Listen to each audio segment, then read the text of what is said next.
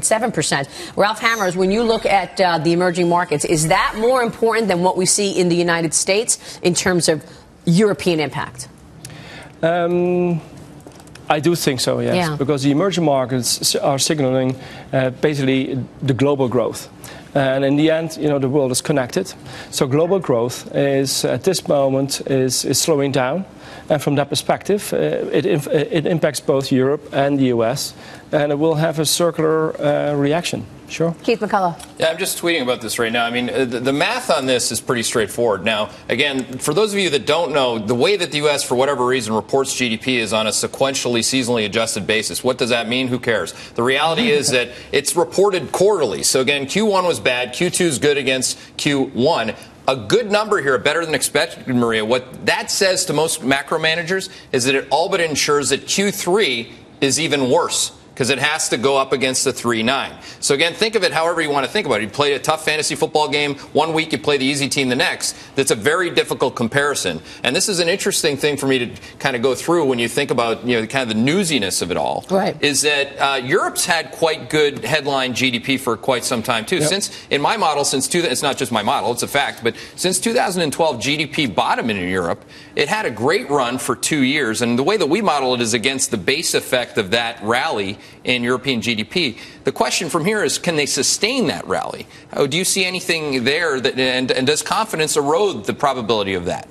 Actually, I think that what is happening in the world with the slowdown in the emerging markets, that will probably lead to the GDP growth to remain at the current level. So the acceleration that we've seen will not continue as an acceleration, but it will continue around this level. Like the rate of change, and that's actually, you can already see that in the data. And again, the way that we do macro is rate of change. So again, if you go from bad to good, that's great. But when you stay good and you start to go from good to kind of not good, that becomes, that's what the markets, Maria, look like. Every single thing, even in Facebook terms, Facebook said our revenues are going to go from this to this, and this is slower than that. And when if you just think of a sine curve, I mean, I think that the global macro market really reflects that reality. And one of the issues in terms of global growth, certainly from a business standpoint, has been the regulatory environment. You running a large financial institution have been impacted more so than other sectors.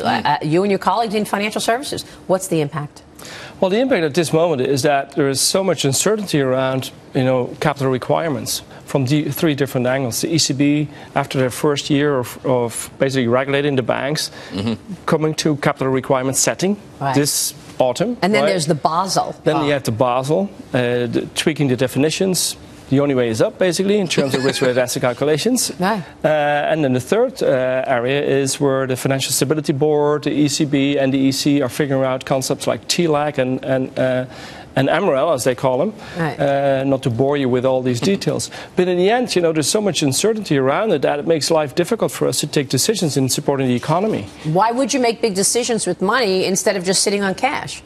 Got to sit on cash because you don't know what's around the corner. So it works for us a little bit like the private investor. So basically for us, you know, having that uncertainty around, it's like how quickly can we grow in our lending, supporting the real economy growth, versus, you know, your private investor as to what should I do with my money. So for us, it's the same. Clearly, we're supporting good causes and good business cases and good companies. But, you know, the companies may not be investing, therefore they're not coming to us for lending. Well, how do you, like, you know, most people that are just watching the U.S. would say, well, 2% on the 10-year bond yield here is so incredibly low. The Swiss 10-year bond yield is negative. Yeah, like, that's such a good question. Does that have, you know, German bond yields, obviously the 10 years at 0.6%. Is that not just the biggest no-brainer of no-brainer? Like, give me all that money you can. And is there a lobby for that, at least in Europe, for people to get in, you know, get on the program? To get on what program? Borrowing for nothing. No, but this is exactly what is happening to a certain extent. You see in the mortgage markets in Europe, you see most of the people refinancing their houses, their mortgages, right? So. Just to take the advantage of the lower rates. But that in itself should be a stimulus also for domestic demand. So in itself, it's not a bad sign that the refinancing is happening. But so at some point, that runs out. Well, basically, we're getting to that point right now, because, you know, how much cheaper do you want to have? Well, but will it? And another question is, right? like, Japan has kept interest rates at zero forever. I mean, do you think that there's a chance that Draghi perpetuates that? Let's take the framework of Japan, and we're going to keep interest rates at zero forever.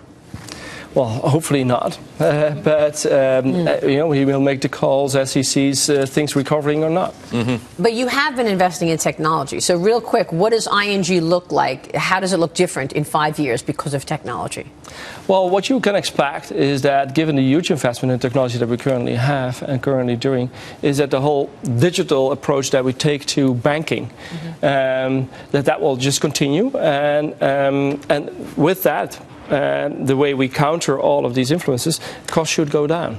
It sounds maybe counterintuitive. We're making big investments, but in the end, costs will go down. You would expect. Exactly. Sure. So. Ralph, great to have you on the show today. Thank you so much. We'll be watching what you're doing at ING. Ralph Hammers is the CEO of ING Group.